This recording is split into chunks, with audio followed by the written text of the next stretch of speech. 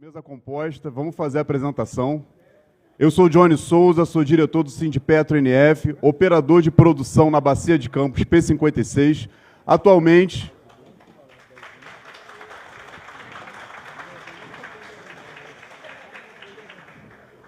diretor de comunicação e tentando, inclusive, comunicar com a nossa categoria e com a sociedade tudo aquilo que foi os ataques que a gente sofreu nos últimos anos, inclusive sobre lawfare.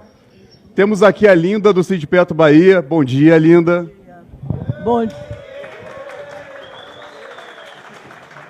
Bom dia, companheiros. É uma honra fazer parte desta mesa com dois ilustres convidados. Meu nome é Lindomar, mas conhecida como Linda. Estou aposentada. Atualmente eu cuido dos idosos da Bahia, os aposentados maravilhosos que eu tanto amo e que é a força da nossa empresa. O aposentado está aqui nos representando. Quem é aposentado aí? Que coisa mais linda! Boas-vindas a Vacari Neto, Lúbio Soares. Ilustres convidados, um bom dia e uma boa mesa.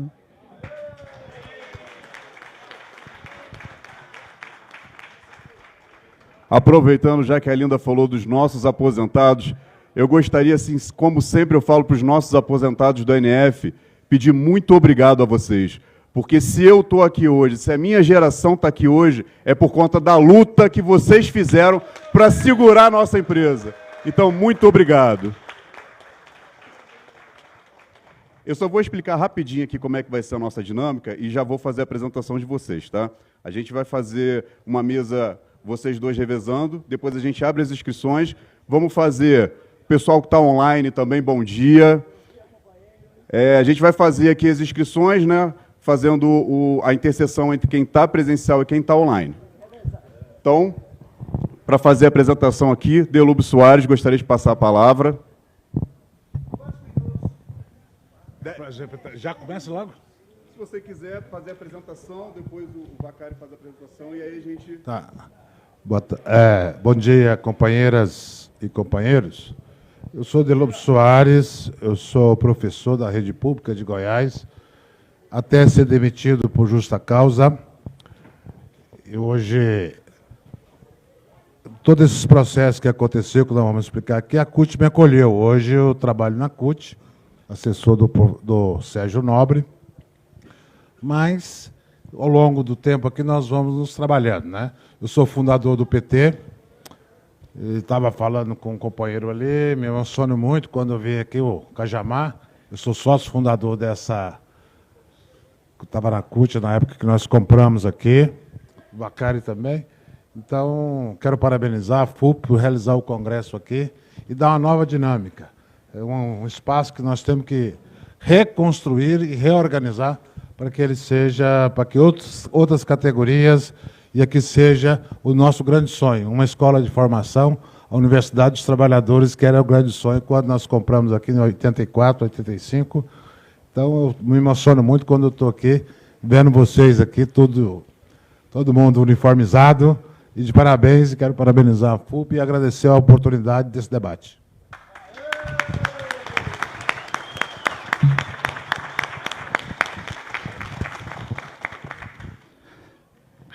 Eu quero agradecer o convite, né, para estar presente aqui, falando sobre todo esse processo que nós passamos. Eu sou Vacari, fui presidente do Sindicato dos Bancários de São Paulo, fui secretário-geral da CUT e também vice-presidente, tesoureiro, e fui tesoureiro do PT, né, o cargo qual eu pedi licença dele quando já estava preso, porque eu fui preso na função de tesoureiro, né. Então, foi um momento muito difícil que nós todos passamos, né, de combate duro às nossas teses, mas agora, devagarinho, nós vamos retomando. E vamos estar aqui nesse debate, tá certo? E vamos ver como é que a gente faz. Um abraço.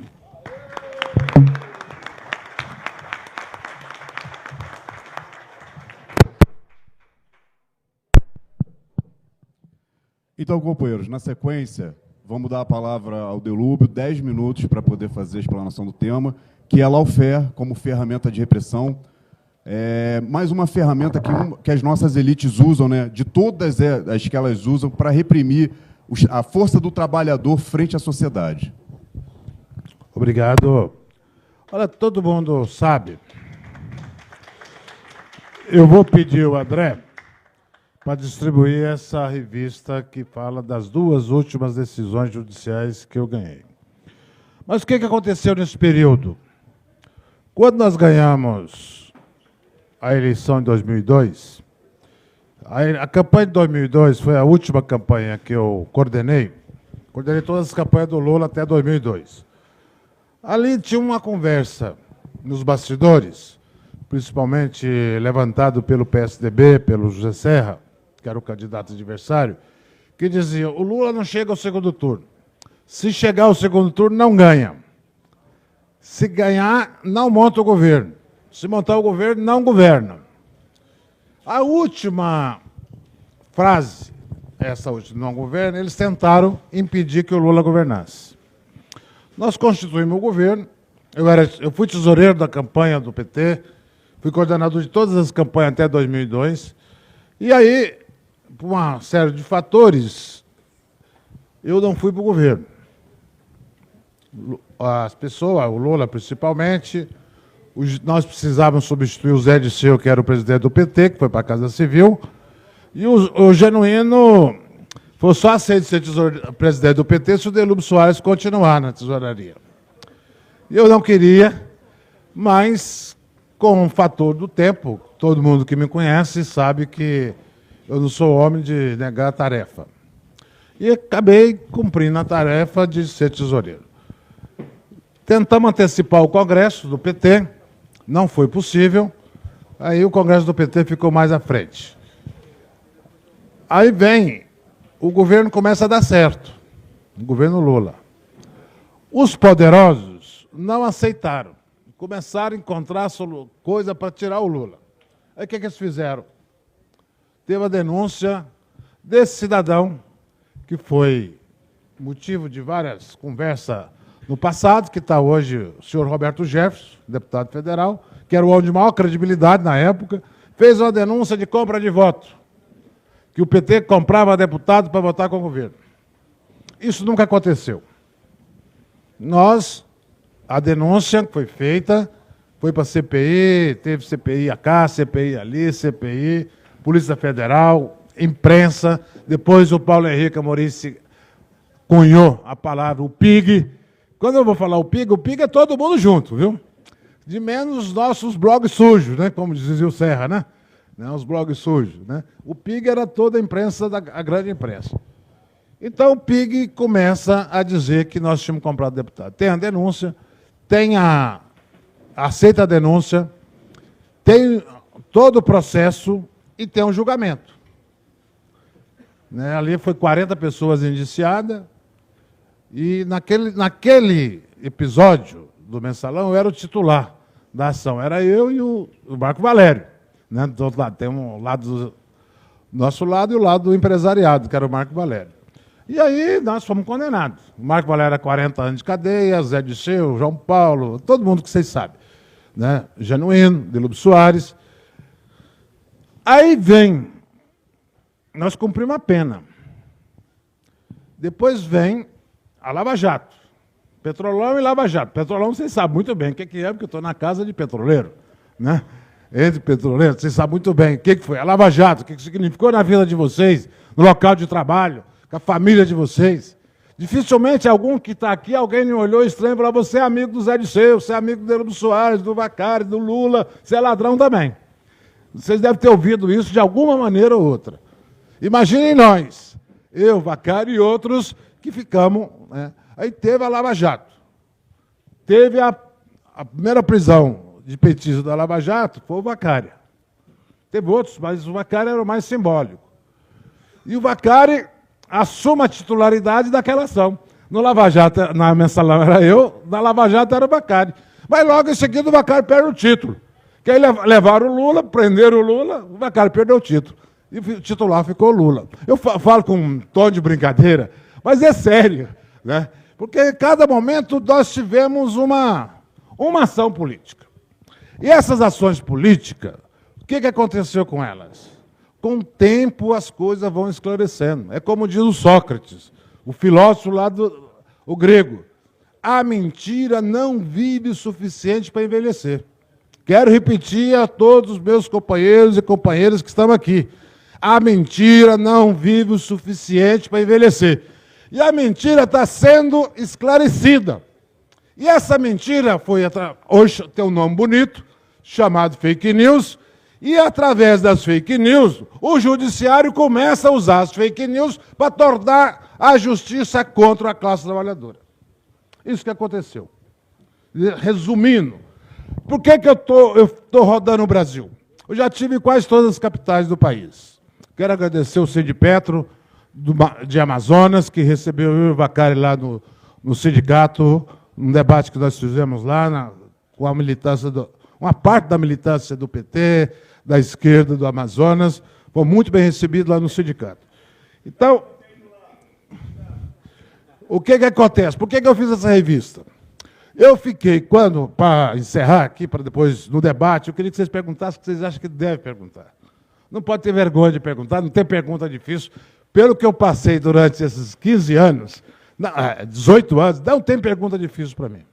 Eu fiquei 15 anos, mais de 18 anos, sem falar com a imprensa, sofrendo todo tipo de perseguição política e judicial. Eu tive 93 vezes atendendo as intimações do juiz para ir na Polícia Federal. 93 vezes. Eu não conheço ninguém que faça a corda de baixo. Eu vou lá na Polícia Federal dar um depoimento por conta própria.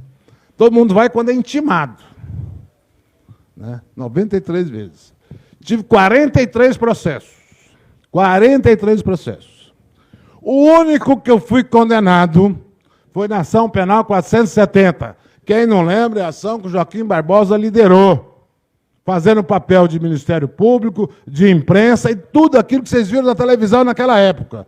Um julgamento de 6 meses na televisão. Começou 2 de outubro, terminou 2 de agosto e terminou 17 de dezembro, nos condenando. E depois nós tivemos que cumprir a pena.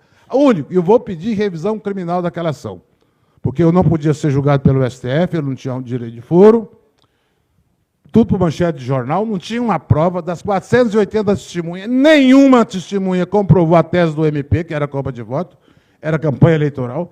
Se eu tivesse que ser incriminado ou julgado, devia ser no Código Eleitoral e não no Código Penal. Eu fui julgado no Código Penal. Por isso nós vamos pedir a revisão criminal. As outras 43, entre processo, inquérito e ação, ganhei todas. Eu quero chamar a atenção aqui, por isso que eu estou fazendo essa revista. Queria todo mundo, para encerrar aqui, a primeira parte da revista é a parte que fala do lawfare. Eu tento explicar aqui o que é o lawfare. Depois tem não uma carta, né, mas um artigo escrito pelo meu advogado, que ganhou a última ação. Aí tem a primeira ação, que é a da Lava Jato. Essa ação aqui não tinha nada a ver comigo. Mas o Moro, o Sérgio Moro, falou, olha, essa denúncia do MP é similar à denúncia do Mensalão. Como esse meliante já foi condenado do Mensalão, 5 anos para ele, de prisão no fechado. Aí meu advogado, esse cidadão aqui, recorreu ao TRF4. O TRF4 falou assim, se ele poderia saber da lavagem, ele devia ter evitado mais 1 ano nesse bilhete. Eu fiquei lá, cheguei lá, encontrei o Vacari e outros companheiros, o André, o Dida, que foi presidente da Petrobras, lá em Curitiba. Fiquei lá 2 anos. Aí essa ação, recorri. O STJ deu o seguinte parecer. O julgador, ou o acusador, não pode escolher o julgador. Ou seja, o Ministério Público não pode escolher a vara. Essa vara não podia julgar. Anulou a sentença. Quem vai pagar esses 2 anos que a minha família, que eu, ficamos lá em Curitiba? O sofrimento das nossas pessoas. Depois tem a outra ação, que eu quero mostrar para vocês aqui, que é a última ação do Mensalão, né, que está aí na página... Desculpa, depois da página 24. Essa última ação do Mensalão, ela começa quando está o julgamento.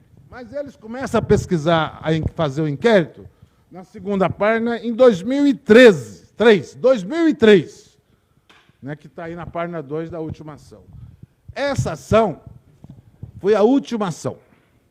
E no dia 27 de março desse ano, está na última página, o juiz me absolve. A investigação começa em 2003. Nós estamos em 2023. Para vocês terem ideia. 2 anos antes, inclusive, da denúncia do Roberto Jefferson, que foi em 2005.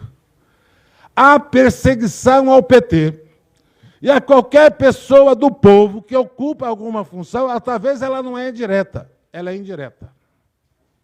E eu não desejo que nenhum amigo nosso, nem mesmo meu maior inimigo, passe por essa dificuldade, eu não vou falar outra palavra, dificuldade que nós passamos.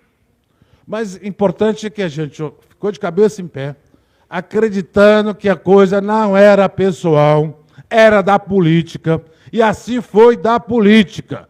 Assim teve um comportamento muito exemplar do companheiro Vacari, e um comportamento muito exemplar do companheiro Lula, e nós conseguimos sair, estamos dando a volta por cima.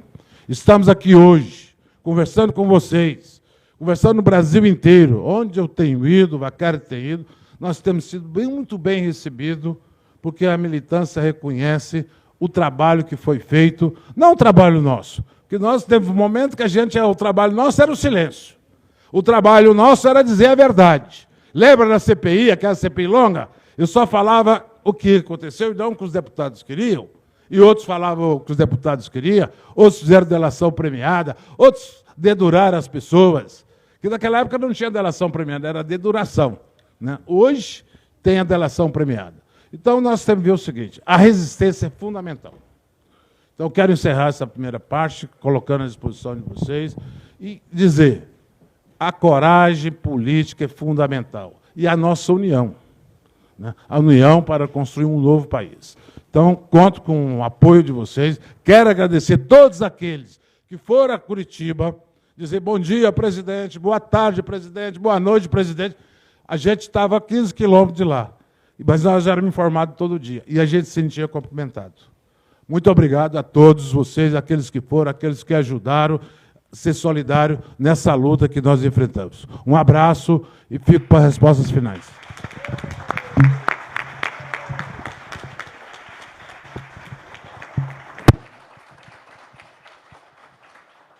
Companheiro Delúbio, com muita disciplina, 10 minutos. Esse sabe, né? E a gente está aprendendo. Mas, pessoal, é para a gente ver, né, o tamanho da reação que a gente tem quando a gente está no caminho certo. Eu acho que é por aí.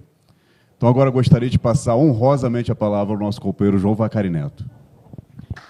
Obrigado.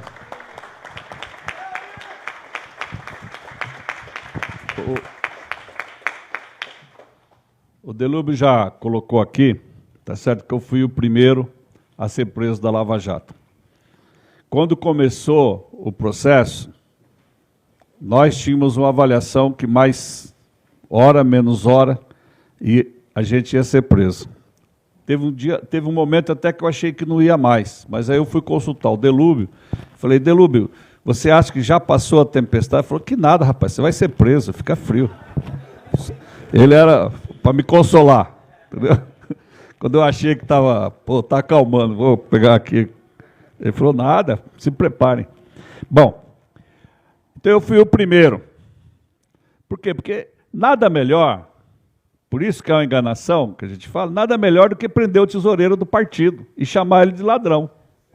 É o cara que mexe com o dinheiro, é o cara que faz contato com o empresário, então é ele. E o Sérgio Moro, ele faz isso, ele prende, ele coloca na imprensa, ele faz a condenação prévia, ele diz que eu fui preso com a denúncia de enriquecimento ilícito, né? E depois de 60 dias, eles já sabiam que eu não tinha enriquecimento ilícito, porque já tinham revirado as minhas contas da minha família toda, eles já sabiam, mas fizeram a denúncia, e 60 dias depois ele retira a denúncia de enriquecimento ilícito. Só que fica 60 dias batendo na imprensa. Aí quando ele retira, ele não faz propaganda. Ele retira caladinho lá e fica por aí, né? Então, esse é o processo que a gente sofreu. É um processo de enganação da população e da opinião pública, e se colocando como os grandes salvadores que estavam combatendo os malfeitores do país, quando, na realidade, com o tempo vai se demonstrando que não é nada disso. Desde o início, eu sempre disse o seguinte, essa política que eles estão implementando está intimamente ligado a duas questões. A política que o presidente Lula vinha fazendo da geopolítica, estava crescendo, né? Estava fazendo política na África, política na China, política na América Latina e tal, e os caras queriam colocar abaixo toda a política que estava sendo feita pelo PT. E eles começam a construir, tentam uma vez, não conseguiram, voltaram com os aloprados, não conseguiram, volta e meia, eles iam, e eu tenho dito, a gente se prepara porque eles vão armar alguma daqui a 1 ano, 2 anos, para tentar evitar a reeleição do presidente Lula. Então nós temos que estar preparados, que faz parte da vontade deles. E vão usar o mesmo critério. O mesmo critério. Agora, se fez parte a geopolítica, também fez parte a questão do petróleo. Porque no início do governo Lula, nós não tínhamos autonomia, nós não tínhamos soberania sobre o nosso petróleo. E nós não produzimos o suficiente para a gente.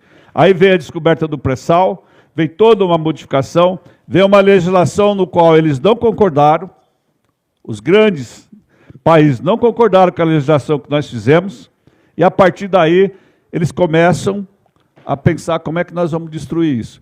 Da mesma forma como não concordavam com a política de conteúdo nacional, e não era só no petróleo, era nas telecomunicações, era nos carros, tudo tinha que ter uma parte feita aqui.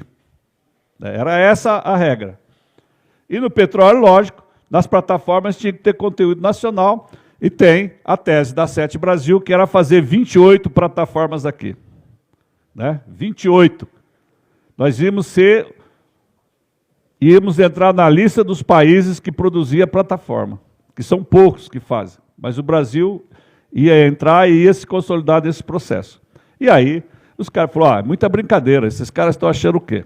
Né? Vamos passar um corte nisso. Né? Então, aí vem todas as situações que todos nós conhecemos. Acusação, inicialmente em cima de mim, depois foi para cima de outros. Vem as eleições, a gente leva um pau, né? Também. Na eleição, o pessoal fala, o Haddad teve 16% na eleição do prefeito. Numa eleição no qual, 2 meses antes, prenderam Paulo Bernardo, Paulo Ferreira, Palocci, não sei quem, invadiram a sede do PT com o pessoal armado até os dentes, uniforme camuflado. E sabe por que eles fizeram isso? Para ir fazer busca e apreensão na minha sala, para ver se tinha algum documento comprometedor. Mas sabe quanto tempo que eu estava preso? Já fazia quase 3 anos que eu estava preso. 2 anos e meio. E foram lá. Eu falei, mas se tivesse um documento, você acha que estaria lá 2 anos e meio em cima da mesa? O nego já tinha dado fim. Tá certo? Mas não era isso que eles queriam. Eles queriam era fazer a muvuca toda e sair no Jornal Nacional, a polícia em frente, fechar a rua do PT, tudo isso fazia parte do mesmo processo, que é o processo de enganação da opinião pública. Né? Agora, qual é o resultado concreto que a gente vê? Primeiro, na questão do petróleo. Se tivesse seguido o plano que o presidente Lula fez, que estava sendo seguido, o Brasil hoje estaria produzindo 5 milhões de barris de petróleo por dia. Hoje nós estamos produzindo quanto? 3 milhões. Então tem 2... o Sérgio Moro tem que ser acreditado 2 milhões de barris de petróleo por dia, que foi o que ele provocou de atraso na indústria do petróleo, por consequência da economia nacional. Porque se tivesse seguido o que o presidente Lula planejou, teria feito isso. Aí vem a política e começa exatamente, depois que eles dão o golpe em cima da Dilma, qual que é a primeira modificação que eles fazem? Proposto pelo Zé Serra, a lei do petróleo. Tá certo? É a primeira coisa que eles fazem, não faz a segunda, é a primeira. Por quê? Porque não estava de acordo com as grandes empresas, nem com os países, os tais países ricos, e nós estávamos dando de bacana. Pô, esses caras vão querer entrar nessa festa aqui? Essa festa é nossa, né? E assim aconteceu, né? Então eu vejo essa situação. A situação é tão grave que, em tese, é um crime só. Suponhamos que eu tivesse feito corrupção na Petrobras. Era um crime só. Eu tive 25 processos criminais, dos quais 13 eu já fui absolvido.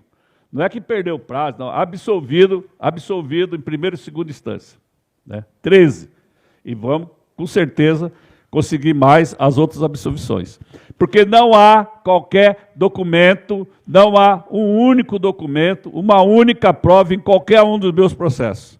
E tem um, só para vocês ficarem estarrecidos, tem um que eu fui condenado pelo Bonac, foi o juiz que substituiu o Moro, que a causa da condenação não é que eu pratiquei corrupção, porque eu já fui condenado. Ele escreve isso. Não, mas ele já foi condenado, então ele vai ser condenado de novo. Não precisa ter prova, até porque não tem a prova. É um processo da Jurongo do qual o cidadão diz o seguinte: eu não conheci o Vacari, eu não dei dinheiro para ele, ele não pediu, ele tal, e o cara condena porque eu já fui condenado. Tá certo? Então, esse era o julgamento que a gente vivia.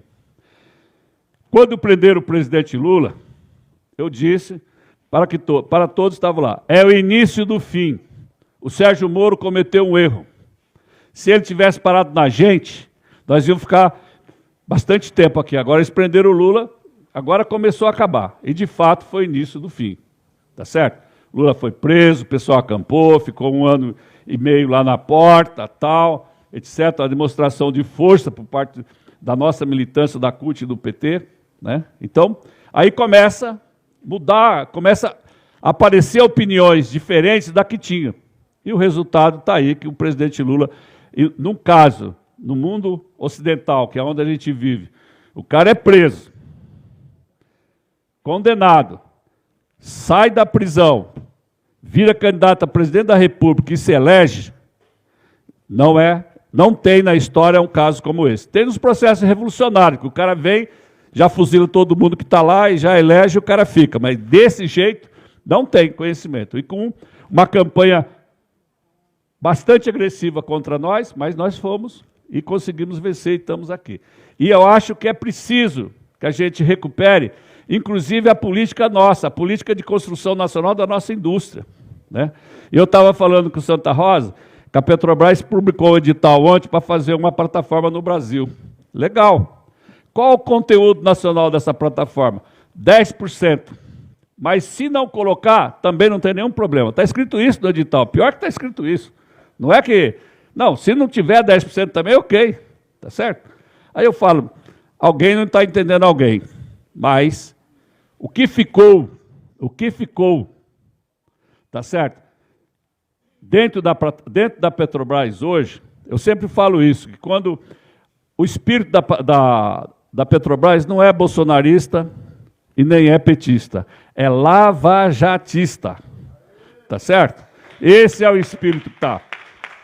Não podemos esquecer que tiveram 2.000 executivos da Petrobras que foram afastados das funções, tiveram todos os seus telefones, notebook, e-mails censurados, tá certo? Isso foi a forma como foi conduzido a Lava Jato dentro da Petrobras. Isso é extremamente grave.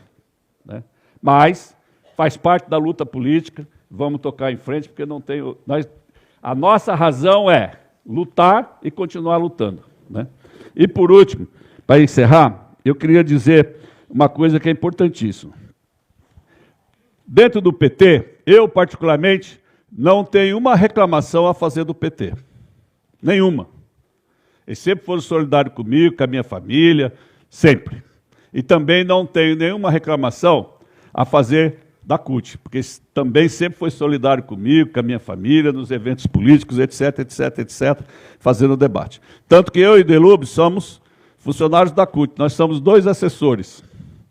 Eu sou assessor, eu digo que eu sou assessor número 30 do Sérgio Nobre, tá certo?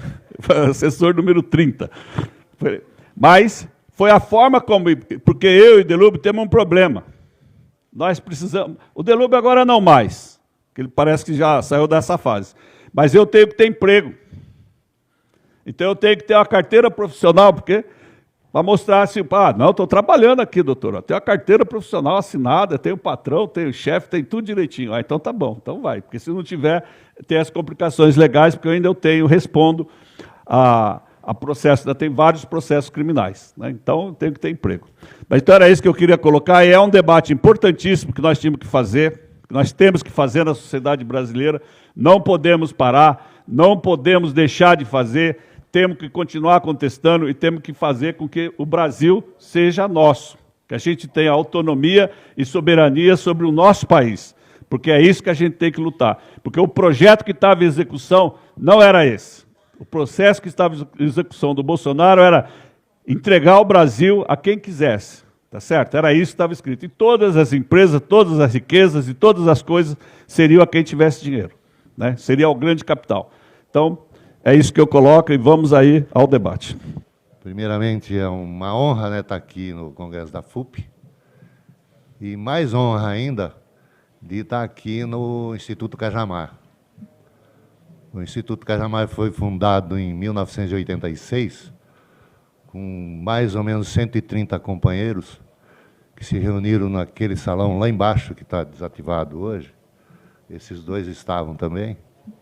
E alguns companheiros nossos aqui, provavelmente, o Durval está ali também, participou da fundação do Instituto Cajamar, onde, só para se ter uma ideia, a primeira aula, que aqui a gente tinha aula de política, para entender como é que o mundo funciona. E a primeira aula que nós tivemos aqui foi com o nosso velho, famoso Paulo Freire. Ele é que deu a primeira aula para nós aqui. E outros, Jacó Gorender, Apolônio de Carvalho, e outros mais conhecidos, mais próximos da gente, Guxiguem, Olívio Dutra, o próprio Lula. O Lula também aprendeu um pouco aqui. Ele deu algumas aulas, mas também tomou algumas aulas aqui. Então, muito importante o que vocês estão fazendo de tentar recuperar o Instituto Cajamar e fazer ele funcionar de novo à disposição da classe trabalhadora. Isso é muito importante para os trabalhadores brasileiros. Principalmente porque nós somos da Petrobras. E aqui a gente aprendeu um pouco qual a importância do petróleo no mundo. E ainda não acabou. Muito embora muita gente ache que está na hora de deixar o combustível fóssil, o petróleo ainda, eu acredito que por mais 100 anos ele vai continuar sendo o que movimenta o mundo. Infelizmente, ainda nós não temos substituto para isso. E é bom que a gente venha aqui para aprender como é que o mundo se movimenta em função do petróleo. O Vaccari e o Derubio falaram um pouco aqui, porque a Lava Jato praticamente foi dentro da Petrobras, né? E aí eles já disseram aqui tudo o que aconteceu. Mas eu queria falar para vocês a importância. Eu fui o primeiro trabalhador que furou o esquema de gerentes executivos da Petrobras. Foi o Santa Rosa. Antes não tinha acontecido isso. E eu fiquei 13 anos lá. Então eu vi muito bem como é que a Petrobras funciona, como é que o EDISE funciona. Hoje não está mais no EDISE, tomara que volte logo, porque o EDISE é o símbolo da Petrobras. Até hoje a imprensa, quando dá notícia, bota a foto do EDISE, não bota a foto lá do prédio lá do Senado. E no EDISE, infelizmente, a gente lá atrás, o apelido era Colmeia. Vocês lembram desse apelido do EDISE, que era uma colmeia lá? No meu tempo era colmeia. E, inclusive, ele parece um pouco assim uma colmeia. E a gerentada de carreira, a gerentada que a gente conhece muito bem, é diferente das pontas, é diferente de uma refinaria ou de uma plataforma. Pessoal, então a partir desse momento vamos abrir as inscrições. Quem está no presencial, trazer aqui o seu crachá. E quem está online, por favor, levantar a mãozinha. A gente já tem aqui um companheiro Alexandre no virtual. Vamos abrir aqui para a fala do Alexandre. né? Sou Alexandre, faço parte aqui da direção do Sindipetro NF, empregado da Petrobras aí desde 2004. E aí, vendo os companheiros falarem, né, a gente fica pensando, né, em todo o processo, né, que se passou, que a gente viu, né, e essa crise mundial, a pandemia que a gente passou, e imaginando, né, se o projeto, né, desenvolvido para a Petrobras pelo presidente Lula tivesse sido executado, né, qual a situação do país seria durante essa pandemia. E os caras atacaram tanto a gente, né, que hoje a gente tem a Petrobras, mas infelizmente a gente está perdendo, né, o projeto fim da Petrobras, né? A Petrobras hoje vai estar contratando, né, das unidades novas, quase metade de unidades afetadas. E a gente fica imaginando, né, como trabalhador, como trabalhadora da Petrobras, né, que a gente só conseguiu segurar ela a partir da greve de 2020, que deu medo, né, nos caras. Quando eles olharam aquele monte de petroleiro, né, com a bandeira do Brasil no peito, né, que é até a nossa camisa, né, a gente começou ali a retomada da bandeira do Brasil, né, lutando contra o fechamento da Fafem, né, que foi falado aí no começo, né, da fábrica de fertilizantes, no país do agro, né, a gente fechando fábrica de fertilizante, não dá para entender isso. E aquilo ali segurou, né? Por quê? Porque a gente tinha as unidades nossas sendo operadas com mão de obra própria. Hoje, boa parte da produção da Petrobras não está assim. E vai ser uma luta, e aí eu queria, né, ouvir os companheiros que estão aí dentro, né, do partido, dentro da alta política, né, como é que está também no partido a retomada da Petrobras para os trabalhadores da Petrobras, para a gente poder ter ela na nossa mão.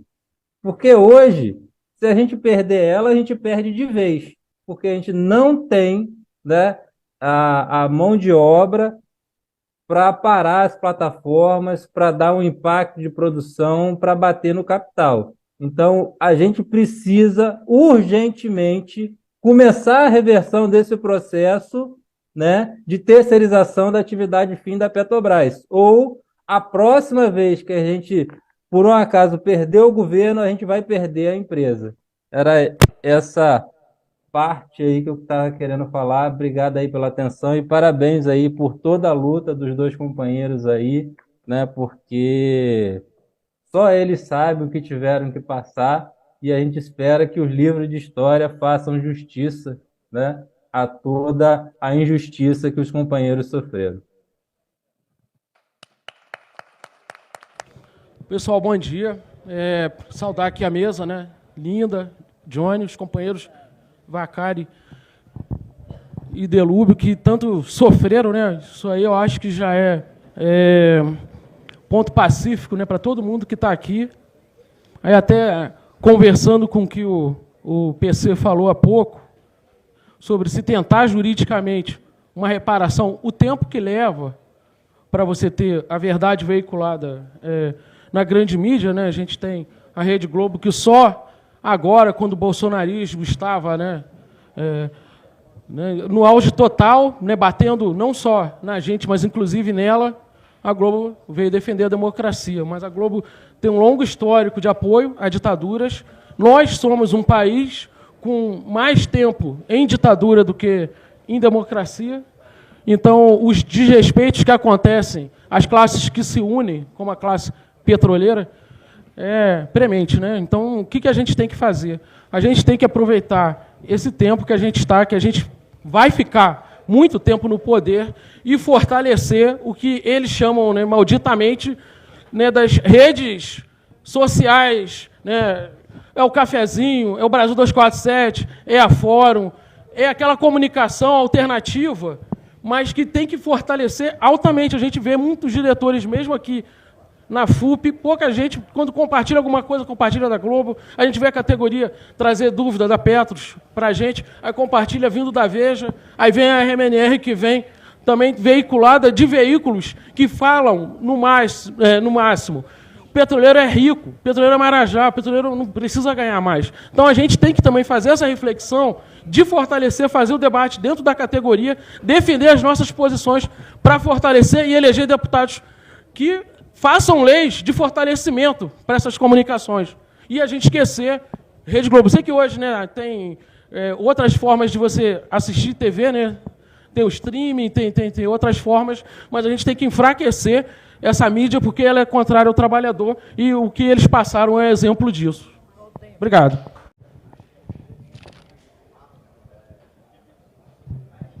Bom dia, boa tarde. Bom dia, boa tarde a todos, todas e todes. Eu quero saudar a mesa aqui, a companheira linda da Bahia, o nosso locutor aqui, o Johnny, do Sindicato NF, uma voz maravilhosa, vai dar muito sucesso ainda, viu? E saudar os companheiros aí, o Delúbio e o Vacari. E eu vou começar minha fala citando duas coincidências. Primeira, que eu fui no Congresso da ANAPAR, em maio último agora, final de maio, e lá foi colocado, vão lançar um projeto de lei para eliminar o lawfare. Isso aí vem de encontro à fala de vocês. E a segunda coincidência é que dias atrás eu assino um canal chamado Clayson, Salve Progressistas, e nesse canal, nessa live desse dia, estava lá um link lá para comprar um livro. E o livro é Lawfare, Nunca Mais, a Voz das Vítimas. E nesse livro tem lá o relato do José Genuíno, falando que foi vítima da Lava Jato. Tem o relato da Amanda Rodrigues, que é esposa de um governador, ela foi atacada por isso, por ser esposa de um governador. E tem a palavra do depoimento do Delúbio Soares. E eu comprei esse livro, estou esperando chegar. Nesse editor, por acaso, vim aqui no Congresso aqui e veio o Delúbio Soares aqui. Coincidência maravilhosa. Impressionante isso. E aí eu queria continuar minha fala na questão da solidariedade. Esse lawfare que vocês são vítimas, na pele, essa dor, a gente estava ontem falando sobre isso aqui no Congresso, a dor do outro, a gente sentir, por partilhar a dor do outro, um sentimento de empatia. Nós estamos solidarizando com essa dor de vocês há muito tempo, desde o momento que ocorreu a Lava Jato e que nós aqui, todos os petroleiros que temos orgulho de trabalhar na maior empresa da América Latina, do Brasil, fomos atacados da seguinte maneira: eu chegava em casa do trabalho e via lá no jornal, aquele Jornal Nacional, para não xingar aqui, o Jornal Nacional, já estou xingando. Falar em Jornal Nacional já é xingamento. Mas eu via aquele Jornal Nacional, aquela tubulação enferrujada, jorrando dinheiro. E aí, todos nós aqui éramos chamados, vamos dizer assim, trabalhamos numa empresa corrupta. Todos nós somos corruptos, então nós fomos atacados igual a vocês. Nós sofremos o lawfare, a economia do Brasil sofreu o lawfare, a indústria sofreu o lawfare. Estamos solidarizando com a dor de vocês. Vocês sofreram um acidente, nós sofremos um acidente da Lava Jato. Nós começamos a virar esse jogo no dia 30 de outubro do ano passado. E vocês estavam usando o cinto de segurança da verdade. E por isso estão aqui hoje, se reconstruindo. Agora, eu queria deixar registrado que, para acabar com isso, uma sugestão da companheira Miriam aqui, nós temos que ter um projeto para democratizar os meios de comunicação. Porque a Rede Globo, hoje, por exemplo, tem 57% da concessão de verbas. A Rede Globo, que é o quarto poder. O quarto poder está na mão de meia dúzia de monopólio da comunicação, existe hoje meia dúzia de gato pingado. Todo o dinheiro da comunicação na mão dessa turma. Conclua, companheiro. E que faz o quarto poder e que atacam pessoas como eles aqui e toda a indústria, toda a economia do país, quando ela quer, quando ela bem entende. Então nós temos que democratizar os meios de comunicação, um projeto que sai daqui, inclusive pode até sair daqui também. Comunicação é tudo, minha gente. Comunicação é estratégica para o país. Obrigado a todos aí.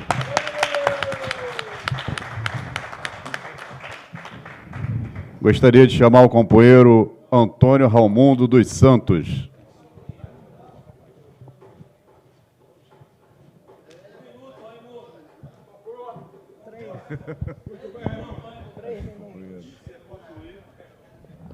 Você tem 3 minutos, companheiro. Bom dia, companheiros, bom dia, companheiras. Linda, muito bom dia.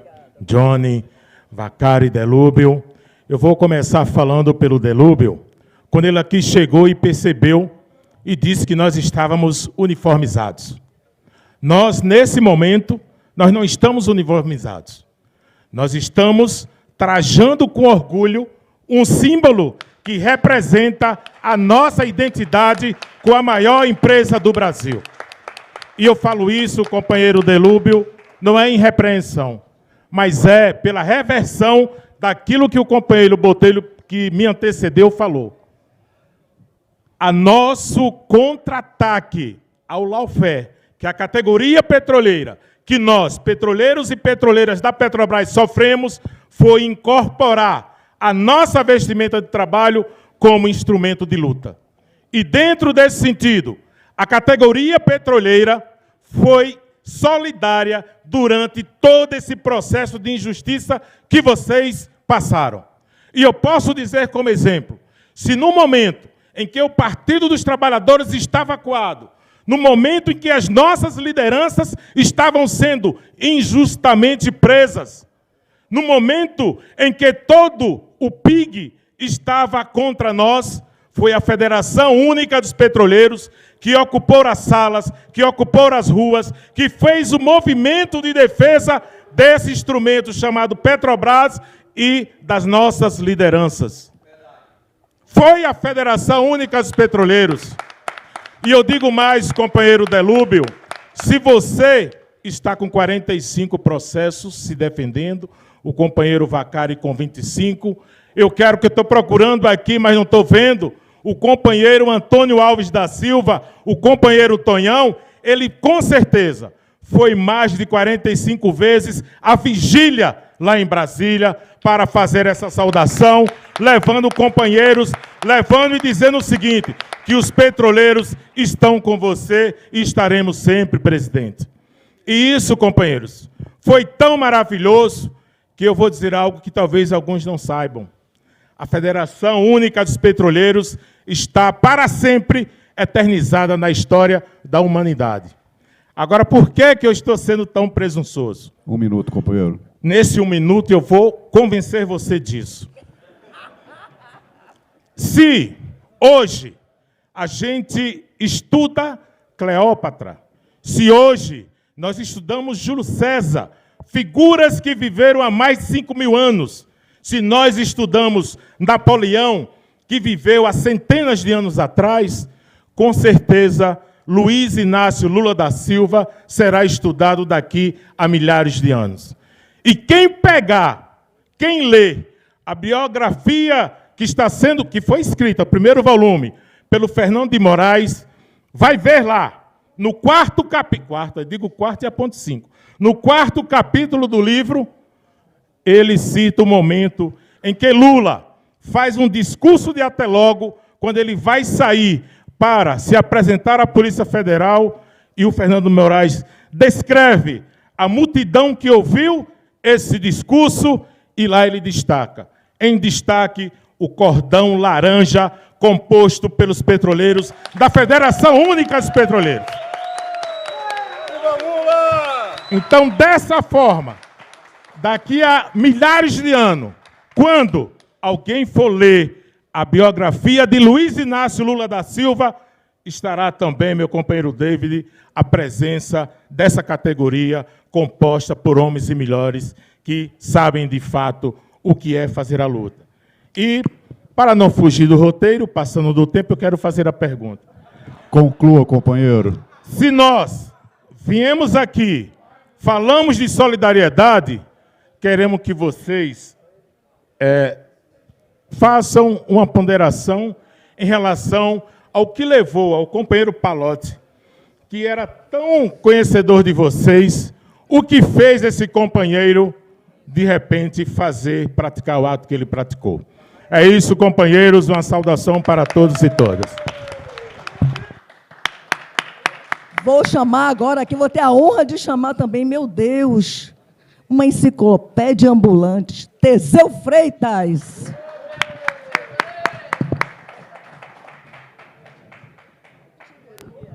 Obrigado pelo grande carinho que você tem, Cris, e a generosidade. Bom dia, companheiros e companheiras.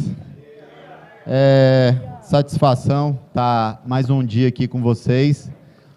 Longe da família, fazendo sacrifício, mas faz parte da luta. E eu tenho certeza que essa luta, ela com certeza vale a pena. E eu sei que tudo que vocês passaram, vocês olham para trás e veem a revolução que o Brasil sofreu, os frutos que ficaram, e também pensam igual. Vou me apresentar para vocês, eu sou o Teseu. Hoje eu estou como coordenador geral do Sindipetro Norte Fluminense, diretor jurídico da FUP. E eu já fui, desde 2017, que eu estou como coordenador do Sindipetro NF.